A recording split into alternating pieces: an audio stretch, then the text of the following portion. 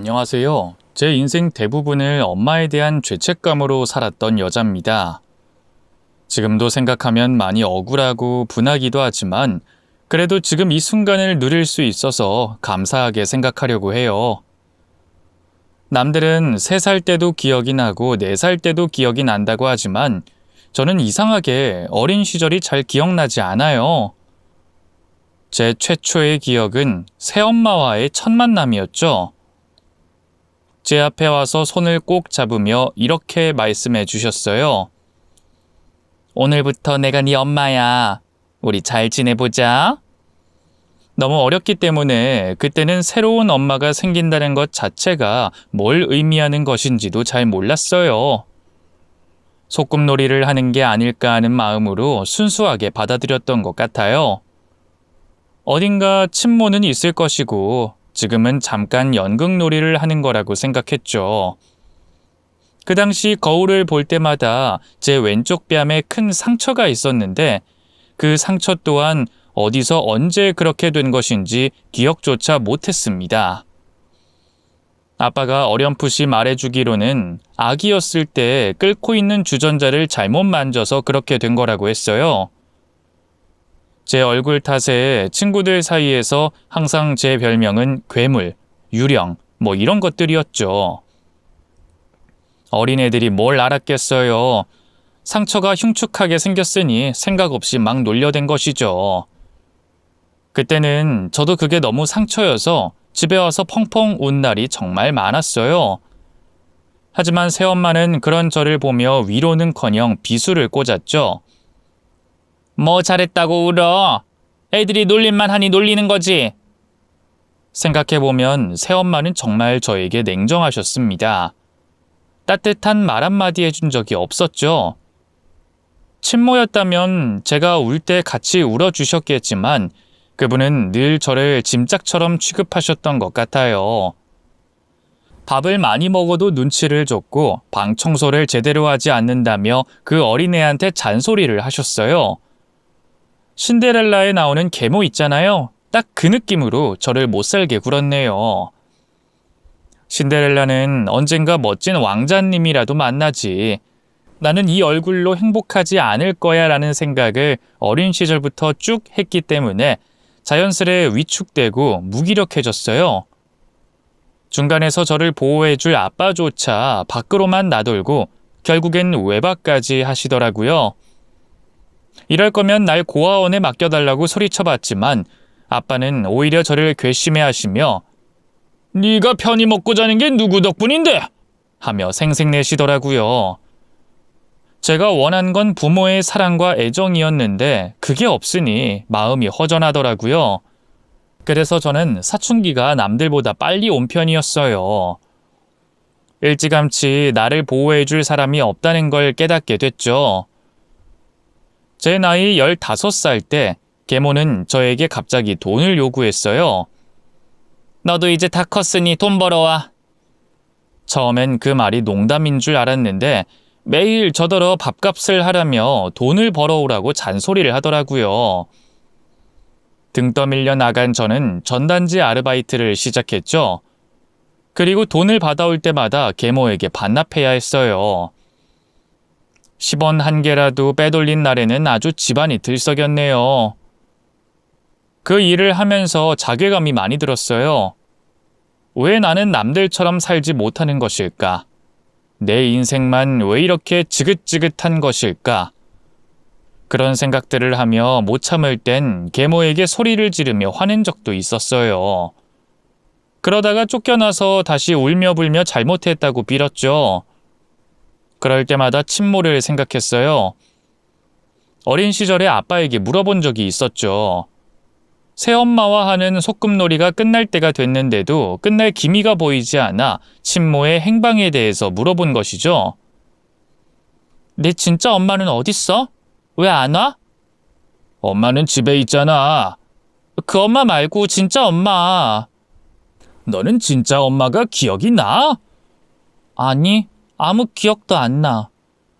진짜 엄마는 너 낳다 돌아가셨어. 그래서 다시 돌아올 수 없는 곳으로 가셨어. 그러니까 지금 엄마랑 사이좋게 잘 지내야 돼. 그때부터 저는 친모가 저 때문에 세상을 떠났구나라는 생각으로 죄책감을 안고 살았어요. 그 죄책감과 사춘기, 그리고 계모와의 불화까지 제 최대 암흑기를 뽑으라면 고민 없이 그때를 뽑을 거예요. 성인만 되면 이곳을 떠나고 말겠다는 다짐을 하며 이 악물고 버텼어요. 제가 성인이 되자 계모는 키운 값을 달라며 일을 시키고 돈 타령을 하더라고요. 그때가 되니 슬슬 계모가 한심해지기 시작했어요. 그래서 계모에게 물어봤죠. 왜 우리 집은 항상 돈이 없어요? 나도 벌고 아빠도 버는데 왜 항상 없는 건데요? 대체 돈을 어디다가 쓰는 건데요? 내가 어떻게 알아? 돈이 없으니까 없다고 하는 거지. 이 좁은 집에서 단 한 번도 벗어난 적이 없잖아요. 원래 남들처럼 벌고 부지런히 살기만 한다면 최소한 이사는 갔어야 하는 거 아니에요? 왜 우리 집만 밑빠진 독에 물 붓기 마냥 돈이 없냐고요? 왜 성질을 부려? 고작 쥐꼬리만한 돈 벌어다 준다고 지금 생색내는 거야? 잘난 거 하나 없는 년 먹여주고 입혀줬더니 반항하겠다 이거야? 네가 돈을 잔뜩 벌어왔으면 이사도 가고 풍요롭게 살았겠지? 이게 다 네 탓이잖아. 보통 부모라면 자식한테 키움값 받지 않아요. 돈돈거리지도 않는다고요. 그럼 그런 부모 밑에서 크지 그랬냐? 그런 부모가 좋으면 그쪽에서 태어나지 그랬어. 내가 너 키우자고 네 아빠한테 먼저 말했어. 알아? 너 나 아니었으면 지금쯤 어디 팔려갔어. 인연이 나한테 은혜는 못 갚을 망정 아주 발악을 해요. 너 하나 키우는데 돈이 얼마나 많이 들었는지 알아? 지금 여기서 하나씩 계산해줘? 독립할게요. 그러니까 더 이상 내 인생에 간섭하지 마세요. 키운 값 준다고요. 달마다 보내드릴 테니까 혼자 살게 해주세요. 독립? 그럴 돈이 어딨어? 그럴 돈 있으면 나한테 줘야지. 너 혹시 몰래 비상금 만들었냐? 당장 내놔. 몰라서 물어요? 내가 지금 돈이 어딨어요? 집에 갖다 바치느라 청춘을 바쳤는데. 그럼 어떻게 독립할 생각을 해? 뭐 대출이라도 받게? 아 그래, 네 이름으로 대출 좀 받자. 지금 일하고 있으니까 대출이 될 거 아니니. 아유, 내가 왜 그 생각을 못했지? 얼른 일어나, 대출 받으러 가자. 아니면 시간 없으니까 뭐 그 사채라도 좀 끌어다 쓸까? 아 그거는 금방 되던데. 심지어 계모는 저를 신용불량자로 만들려고 발악을 했습니다. 돈이 항상 부족했던 계모는 주변 사람들에게 돈을 꾸는 게 습관이 됐습니다. 그래서 밖에서 노크 소리가 들리면 숨죽인 채로 숨어 있는 게 저희에게는 너무나 자연스러운 행동이었어요. 하루에 3번 이상은 돈 갚으라는 사람들이 찾아왔네요. 생각해보면 정말 숨막히는 생활이었어요. 계모가 돈을 갚지 않자 심지어 사람들은 저더러 갚으라며 일하는 곳까지 찾아와 소리를 지르시더라고요. 따지고 보면 친모도 아닌데 내가 왜 이렇게 원수나 다름없는 계모를 케어하며 살아야 하는 건가 싶기도 했지만 그때는 별다른 방법이 떠오르지 않았습니다.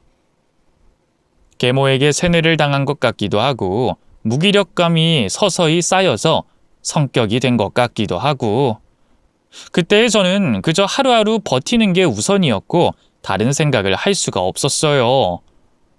그리고 얼마 후 아빠가 돌아가셨어요. 워낙 술을 좋아하셨기 때문에 매일 밖에서 술을 마셨는데 만취 상태로 길거리에서 사고를 당하셨습니다. 유일한 핏줄이었던 아빠마저 보낸 후 저와 계모 단둘이 남게 됐죠. 그때가 계모와 연을 끊을 수 있는 유일한 기회였으나 막상 그 상황이 되니 계모가 애처로워 보이더라고요. 이젠 나는 너밖에 없어. 네가 나를 살려줘야 해. 계모는 울면서 저를 붙잡았습니다. 제가 계모를 떠나게 된다면 계모는 정말 인생이 나락으로 떨어질 상황이었어요. 그래도 미우나 고우나 키워주신 분인데 비록 피는 안 섞였지만 그래도 가족이나 다름없는 사람이니 애증의 마음을 품은 채로 그 곁을 떠나지 못했습니다.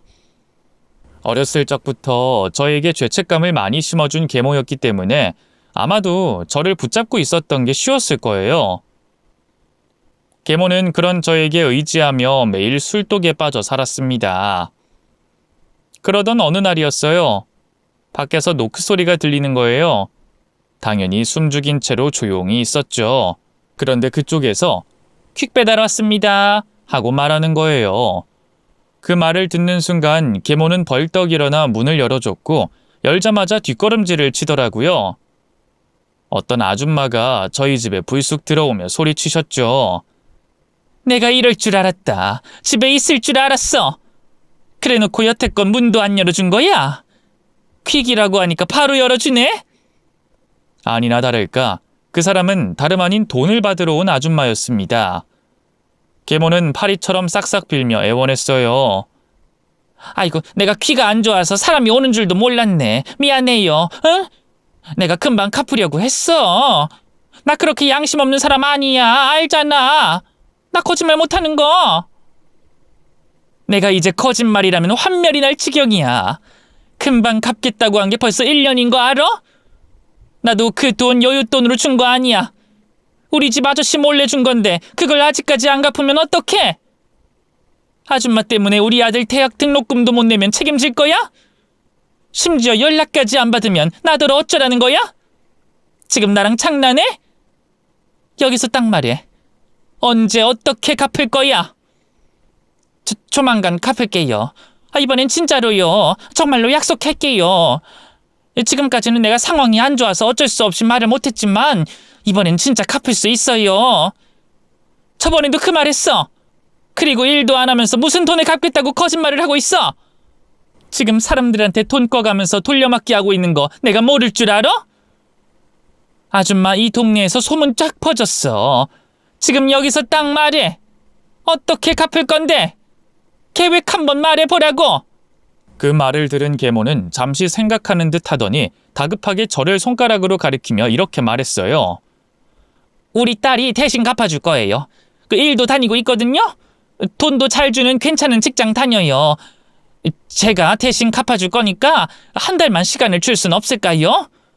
월급 받으려면 아직 시간이 좀 남았어요. 이제는 딸한테 그 책임을 떠넘기겠다 이거야? 엄마 빚은 딸이 갚아줘야죠. 그렇게 하기로 했어요. 이제는 여기로 오지 마시고 제 딸한테 찾아가시면 알아서 돈 줄 거예요. 그게 더 빠를 거예요. 위기에 처한 계모는 결국 저에게 모든 걸 떠넘겼습니다. 빚더미에 앉은 계모 때문에 가뜩이나 돈도 못 모으고 대출만 받았는데 이제는 빚까지 물려받게 생겼으니 더 이상의 최악도 없을 것 같더라고요. 그런데 그때였어요. 아줌마가 갑자기 저를 뚫어져라 바라보고 있는 거예요. 제 얼굴 전체를 훑더니 왼쪽 뺨에 있는 화상 흉터를 보고는 소스라치게 놀라며 갑자기 도망을 치더라고요. 여태껏 제 흉터를 보고 놀란 사람들은 많았어도 기겁하며 도망친 사람은 처음이었기 때문에 저도 모르게 위축되더라고요. 아무리 그래도 그렇지 사람이 앞에 있는데 대놓고 무례한 행동을 한다는 게 기분이 나빴어요. 어쨌든 딸 덕에 위기를 넘긴 계모는 다시 아무렇지 않게 TV를 켜서 보던 걸 마저 보며 웃더라고요. 그 모습을 보는데 정말 대단하다는 생각이 들었네요. 나라면 그런 위기감 속에서 차마 웃음이 나오지 않을 것 같은데 이 집안에서 나만 힘들고 나만 버거운 것 같아서 우울하더라고요. 그리고 다음 날이었어요. 또 밖에서 노크 소리가 들리더라고요. 이제는 절대 열어주지 않겠다며 계모는 손으로 입을 틀어막고 있었어요. 노크 소리는 몇 번 더 들리는가 싶더니 어느새 잠잠해졌어요. 일하러 가야 하는데 혹시나 밖에 있을까봐 조마조마했죠. 그래도 설마 지금까지 밖에 서 있겠어요 하는 마음에 살며시 문을 열고 나갔더니 아니나 다를까 어제 어떤 그 아줌마가 불쑥 제 앞에 나타난 거예요. 놀라서 비명을 지르려고 하자 그 아줌마는 다급하게 말하더라고요. 나 오늘 돈 받으러 온 거 아니야. 그쪽 보러 왔어. 네? 저를요? 진짜 저 아줌마 딸 맞아? 확실해? 그건 왜 물어보시죠? 그리고 저 일하러 가야 해서 시간 없어요. 친모 맞아? 네? 아무리 봐도 친모는 아닌 것 같은데 계모지? 그게 아줌마랑 무슨 상관이죠? 사실은 내가 뭘 좀 들은 게 있어서 말이야. 아가씨를 본 순간 소름이 돋더라고. 뭘 들으셨는데요? 아는 분이 있는데 그분이 항상 사진을 하나 가지고 다니셨어. 매일 나한테 사진을 보여주면서 딸에 대한 이야기를 해주시곤 했거든. 그런데 사진 속에 애가 한참 어린 거야. 왜 지금 사진은 없냐고 하니까 집에 불이 나서 아이가 세상을 떠났다고 하시더라고. 아무튼 그분이 보여준 사진 속 아이 눈썹 바로 위에 큰 점이 있었어. 그런데 어제 아가씨 얼굴 자세히 보니 같은 위치에 점이 있더라고. 그리고 눈매도 그렇고 입매도 그렇고 내가 볼 땐 똑 닮은 거야. 그래서 사진 다시 한번 확인하고 싶어서 불이 나게 나갔던 거야. 아유, 다시 봐도 똑같더라고. 그런데 그 뺨에 그 흉터는 뭐야? 혹시 화상 흉터야? 제가 알기론 어렸을 때 주전자를 잘못 만져서 이렇게 된 걸로 알아요. 집에 불이 난 적은 없고? 그건 잘 모르겠어요. 아니, 내가 이쪽 집안 사정은 잘 모르지만 이 집 아줌마가 딸에 대한 이야기를 한 적이 단 한 번도 없거든. 보통이라면 딸 자랑하고 자식 얘기 많이 하잖아. 그런 적이 일절 없었다니까. 그래서 나는 자식이 없는 줄 알았어. 그런데 어제 대뜸 딸 있다면서 돈을 대신 갚아준다고 하잖아. 예사롭지 않은 집안 사정이 있겠구나 생각은 했는데 혹시나 더 큰 사연이 있지 않을까 싶어서 말이야.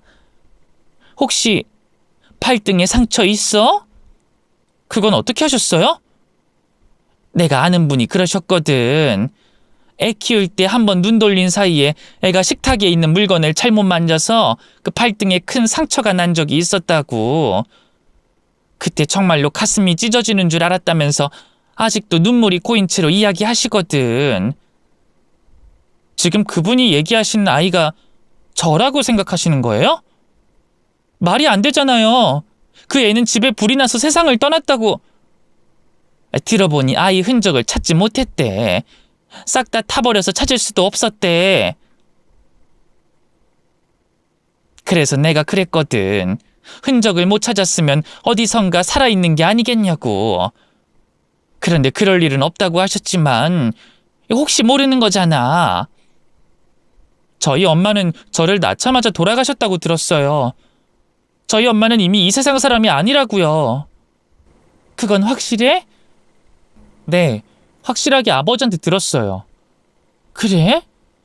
그럼 아닌가? 딱 아가씨 봤을 때 그 애 사진이랑 겹쳐 보이더라고. 그래서 소름 끼쳐서 바로 그분께 달려가서 말씀드렸더니 아가씨를 궁금해 하시더라. 저는 아닌 것 같네요. 그래도 혹시 모르니까 그 사장님이랑 한번 만나보는 게 어때? 사장님이요? 그분이 바로 내가 일하는 곳의 사장님이셔. 아가씨 얘기 듣더니 당장 만나고 싶어 하셨어. 시간 좀 내줄 수 있을까? 시간이 없는데. 아니면 그 사장님께 이곳 주소를 드려도 될까? 그건 안 돼요. 큰일 나요. 잠깐이면 되는데.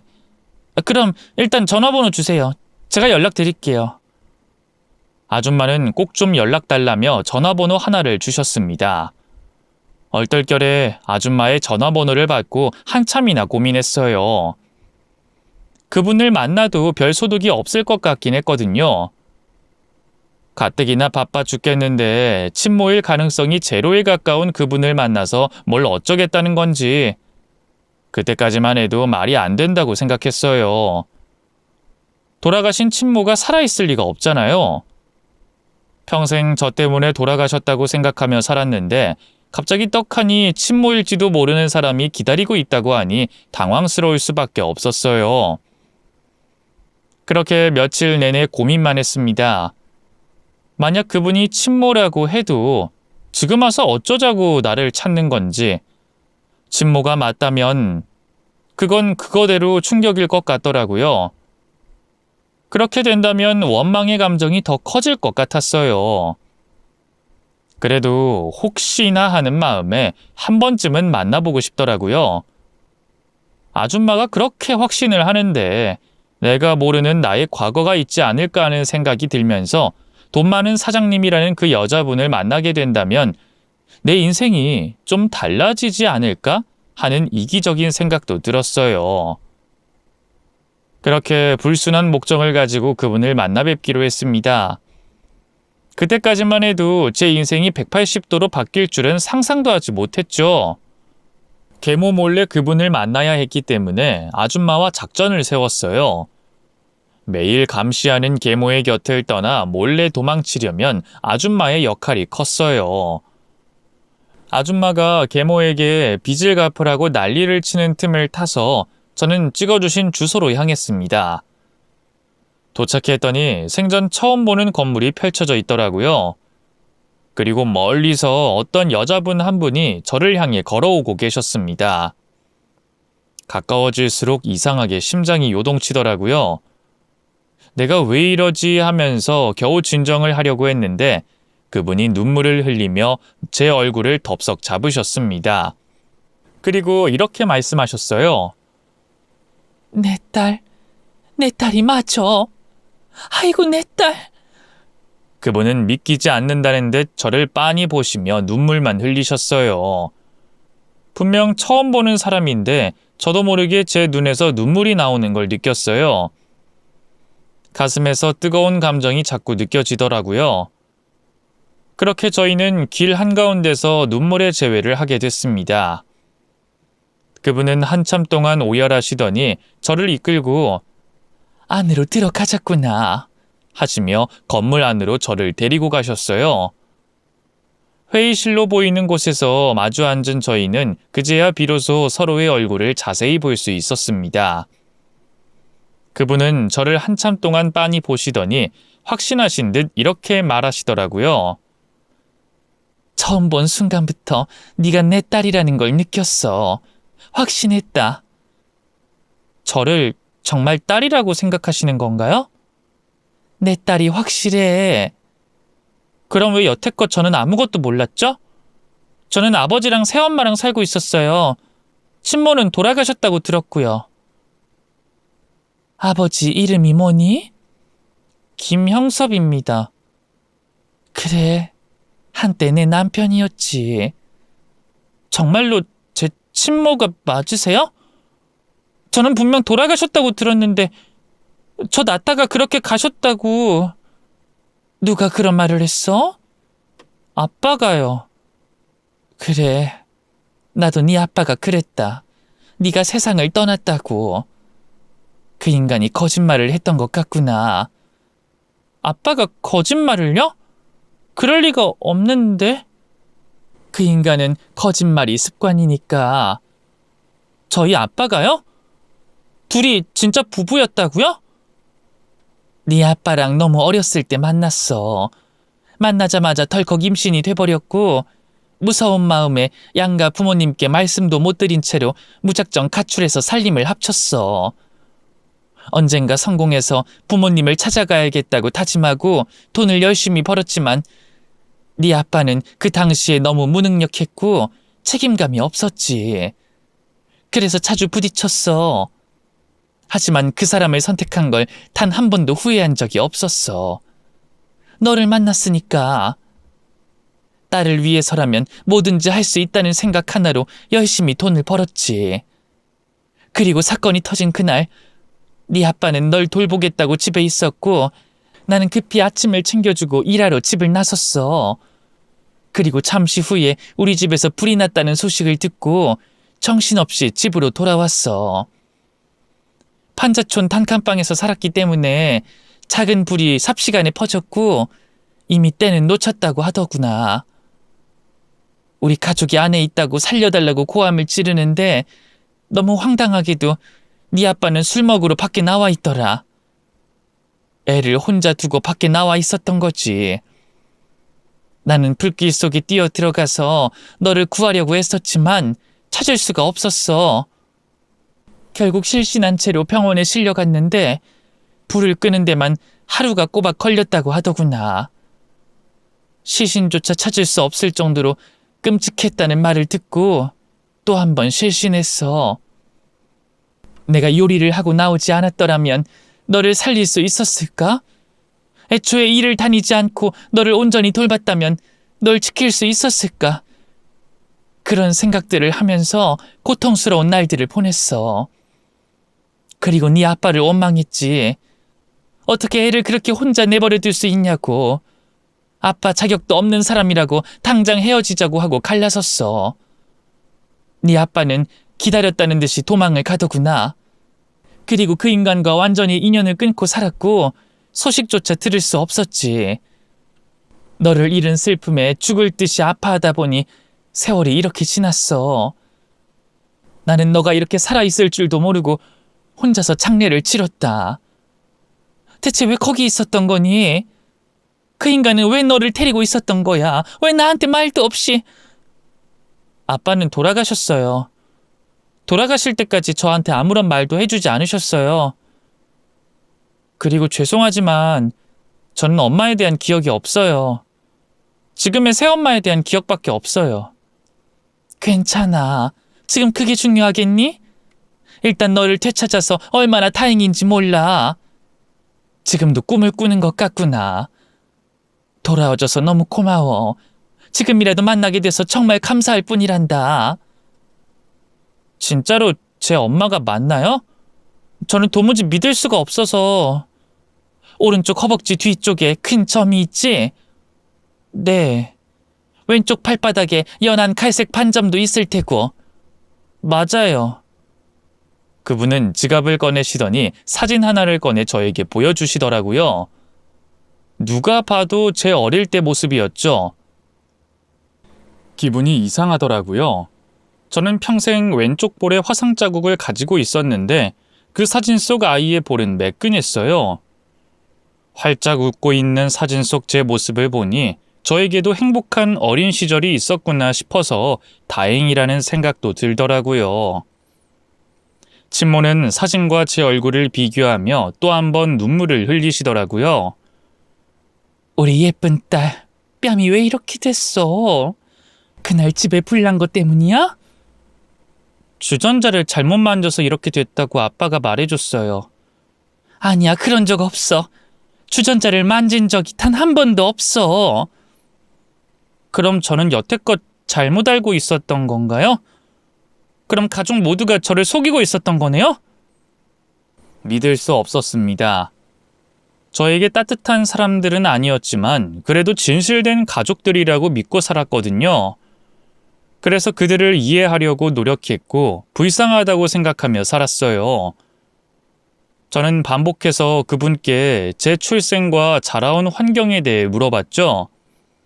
신기하게도 그분과 이야기를 나누면서 어렴풋이 어린 시절이 기억이 나는 것 같았어요.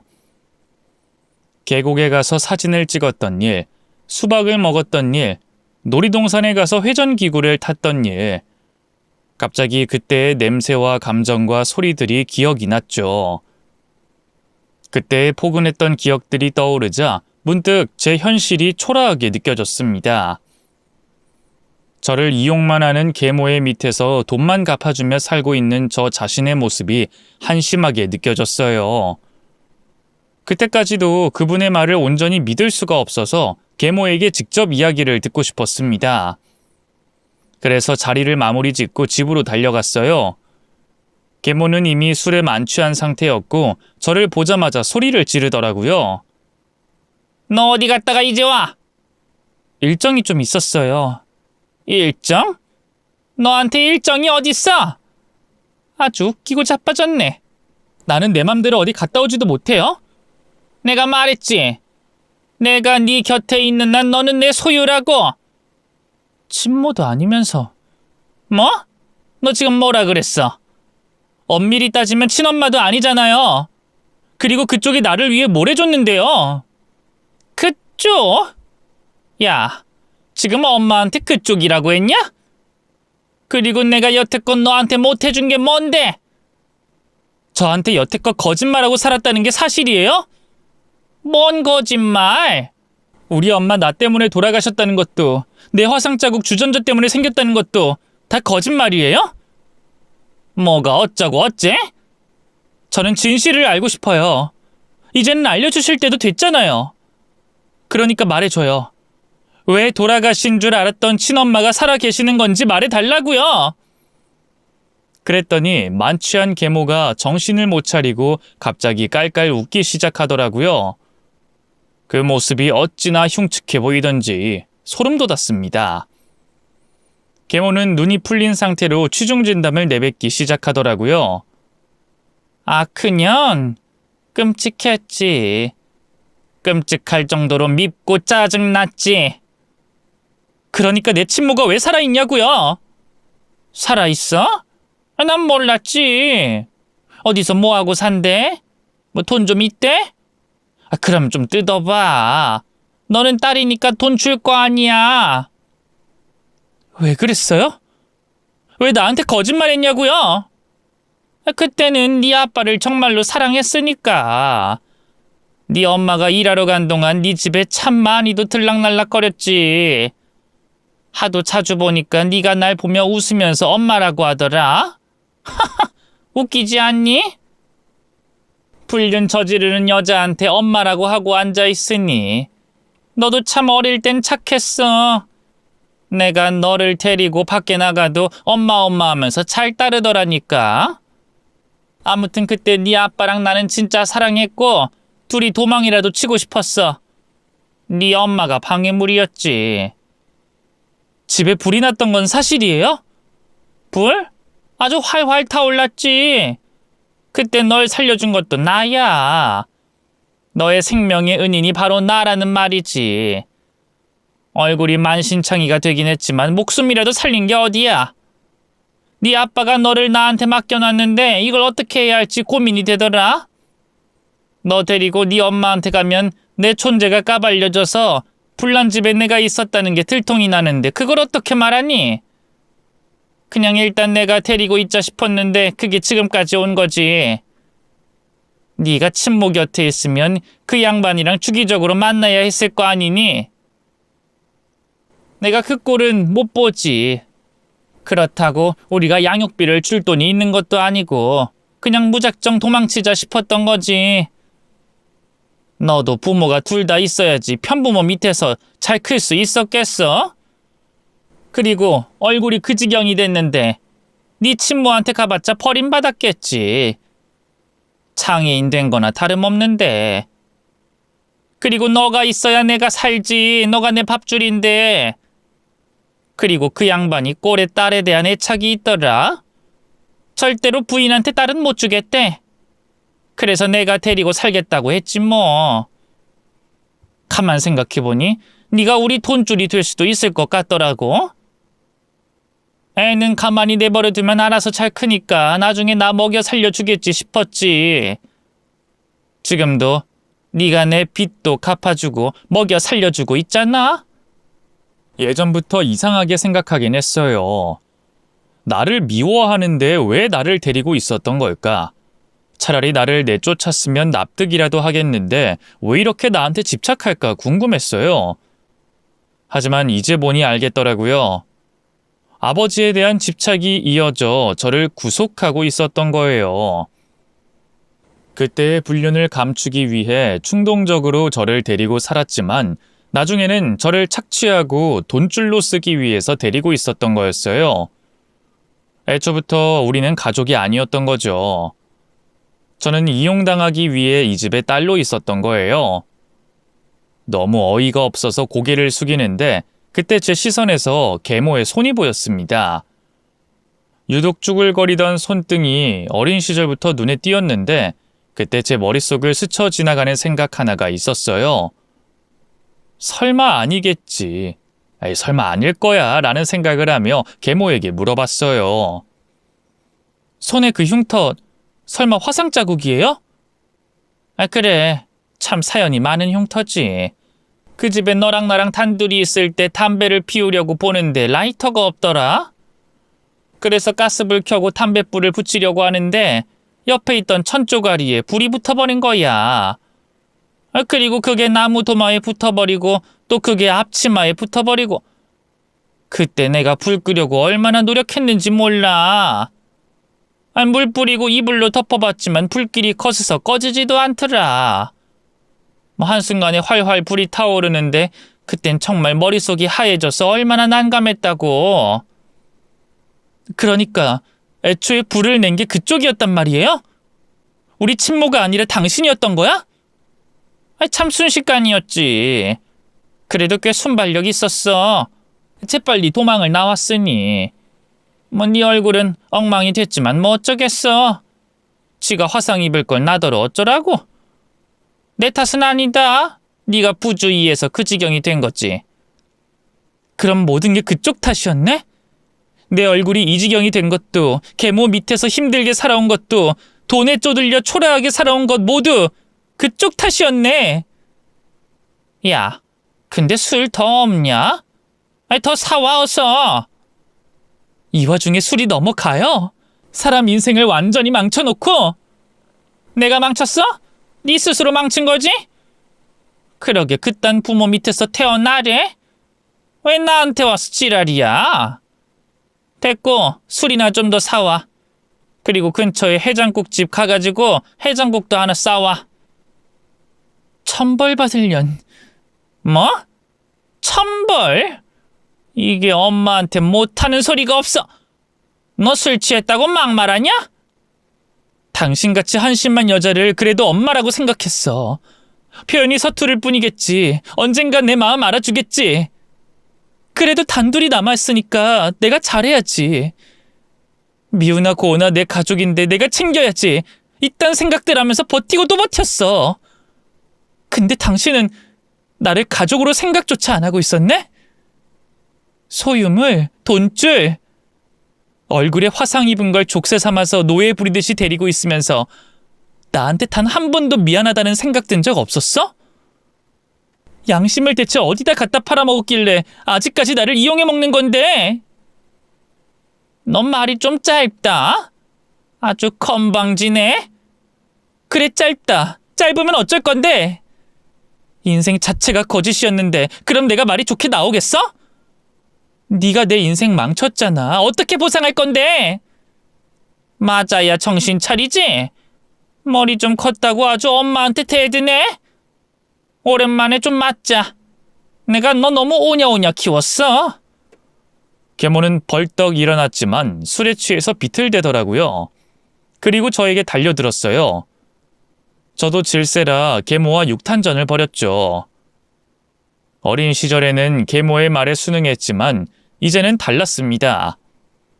계모는 술 냄새를 풀풀 풍기며 울부짖었어요. 네가 어떻게 나한테 이래? 네가 어떻게? 그리고 잠시 후 밖에서 노크 소리가 들렸습니다. 그 소리를 듣자마자 계모는 합주기가 되더니 조용히 앉더라고요.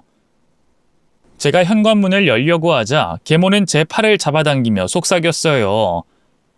야, 뭐하는 짓이야? 분명 돈 받으러 온 거라니까. 제가 사람 하나 초대했어요. 손님이에요. 저는 계모의 손길을 뿌리치고 문을 열었어요. 그리고 저희 친모가 저희 집에 들어오게 됐습니다. 친모는 제가 살고 있는 집을 한번 훑더니 한숨을 길게 쉬더라고요. 그리고 계모에게 다가갔고 순식간에 뺨을 때렸습니다. 갑자기 뺨을 맞게 된 계모는 비틀대며 욕하며 때리려고 했지만 몸이 말을 듣지 않았는지 다시 털썩 주저앉더라고요.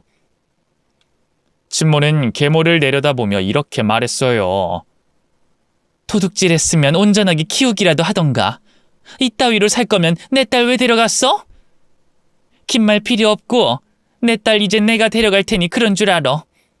내 말에 토달지 말고 내 딸 인생 망치려 들지 마. 아, 그쪽이 친모야? 우리 딸 낳아준 친모? 어디다가 이제 나타났대? 아주 뻔뻔하네. 남편 뺏어간 건 그렇다 쳐도 딸 뺏어간 건 절대 용서 못해.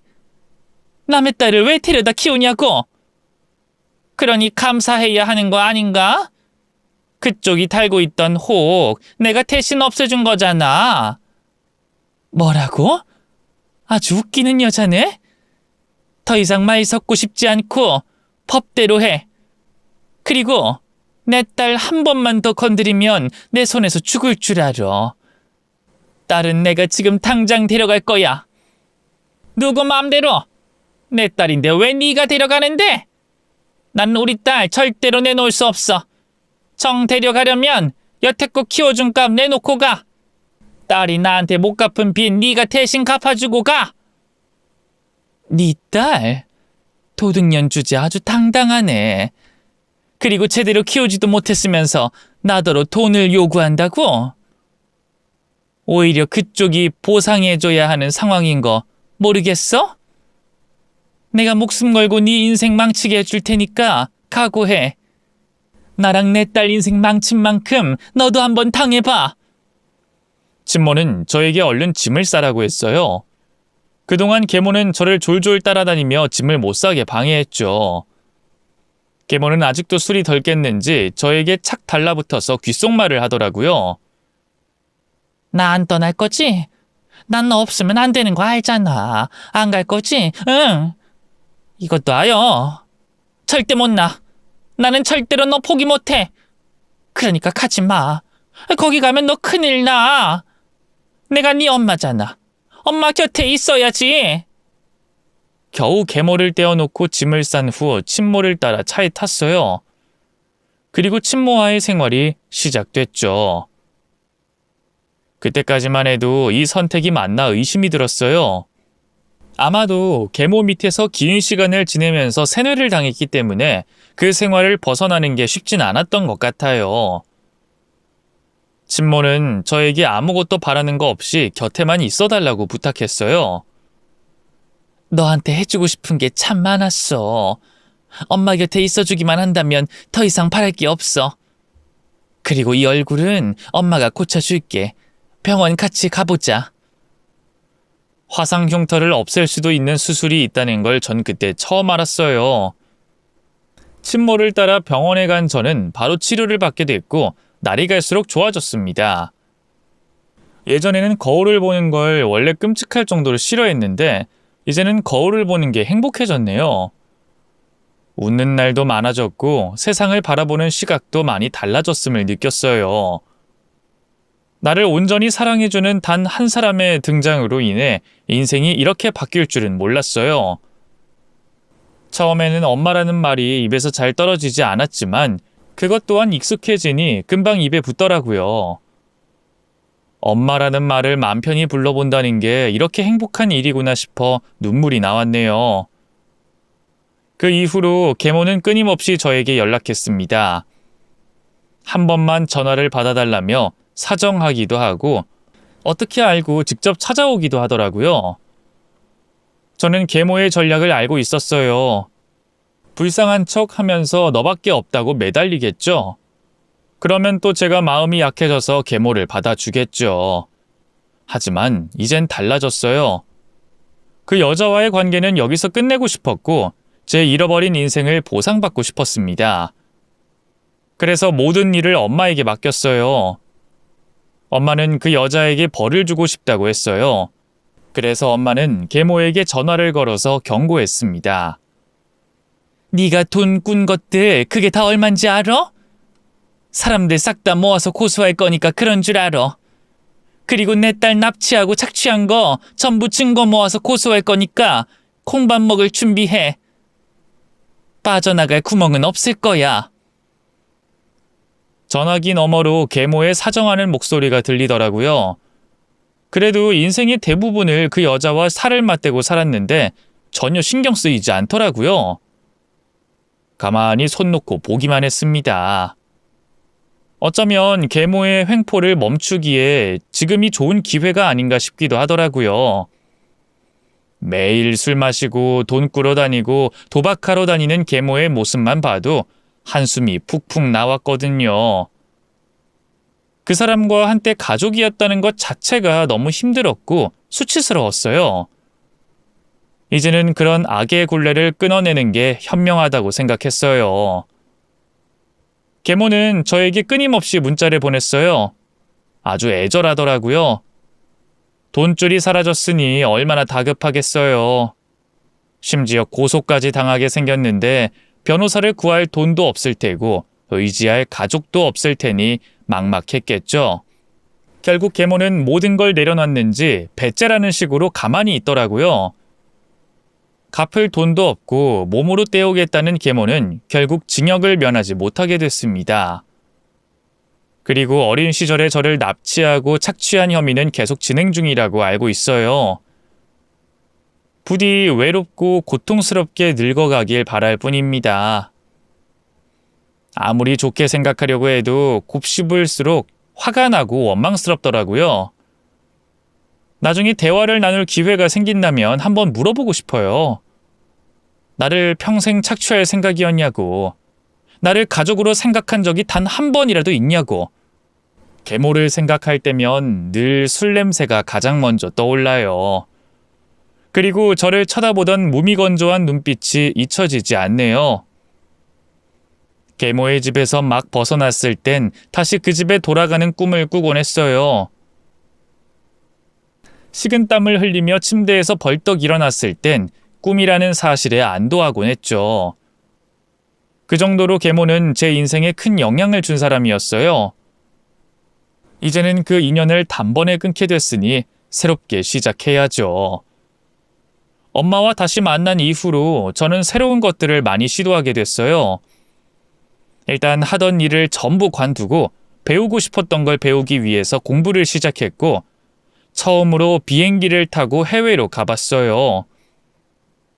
엄마와 해외여행을 하면서 서로에 대해서 더 잘 알게 됐고, 엄마가 여태껏 어떻게 살아왔는지 들을 수 있었어요. 알고 보니 엄마의 집안은 동네에서 알아줄 정도로 꽤 잘 사는 집안이었대요. 하지만 임신을 하면서 부모님께 실망을 시켜드리고 싶지 않아서 무작정 가출을 했고, 아빠와 살면서 가난해지기 시작했다고 하더라고요. 그러다가 화재 사고로 인해 저를 잃어버린 줄 알았던 엄마는 다시 집에 들어가서 바쁘게 살며 이 악물고 인생을 버텨냈다고 했어요. 그렇게 정신없이 스스로를 채찍질하며 살아오다 보니 지금까지 왔다고 하더라고요. 그리고 우연한 계기로 사업을 시작했고, 주변 사람들을 잘 만난 덕분에 지금까지 올 수 있었대요. 그 과정 속에서도 제 사진만큼은 꼭 지갑에 넣고 다녔고, 책상 한가운데 액자에 넣어서 세워놨는데 직원 중에 한 명이 저를 우연히 발견한 거예요. 이 모든 과정들이 마치 운명처럼 딱딱 맞아 들어간 것 같다고 모든 것들에 감사하게 된다며 눈물을 보이셨어요. 제 뺨에 있던 화상 자국이 점점 옅어진 것처럼 엄마와 함께 지내면서 과거에 받았던 상처도 점점 아물고 있습니다. 이제야 정말로 숨 쉬는 게 어떤 기분인지 알 것 같아요. 저는 지금 공부하면서 엄마의 회사에서 일을 조금씩 배우고 있어요. 바쁘지만 행복합니다. 저도 언젠가는 엄마처럼 멋진 사회인이 되는 게 꿈이에요. 그리고 엄마와 좋은 추억도 만들고 후회 없이 효도하고 싶어요. 이제는 헤어지는 일 없도록 제가 엄마 곁에 꼭 붙어 있을 거예요. 제가 살아온 인생이야말로 파란만장 그 자체 아닌가요? 굴곡이 많았기 때문에 그만큼 현재에 감사할 줄 알게 된 것 같지만, 제 인생이 조금만 더 평탄했더라면 좀 더 편안하게 살지 않았을까 하는 아쉬움도 좀 있네요. 하지만 어쨌든 다 지나간 일이니 현재 제 상황에 만족하려고 합니다. 지금은 더없이 행복할 뿐이니 이거면 된 거 아닌가요? 어쩔 땐 제발 지금 이 순간이 꿈이 아니길 바라면서 잠이 들 때도 있어요. 지난 날들을 버티지 못했더라면 현재를 누릴 수 없었겠죠. 그래서 저는 여태껏 잘 살아온 저에게 칭찬하고 싶습니다. 그리고 앞으로도 쭉 행복만 찾으며 살도록 하겠습니다. 지금까지 제 인생 이야기 들어주신 여러분들께 감사 인사를 전하며 사연을 마치도록 할게요. 모두 좋은 하루 보내세요.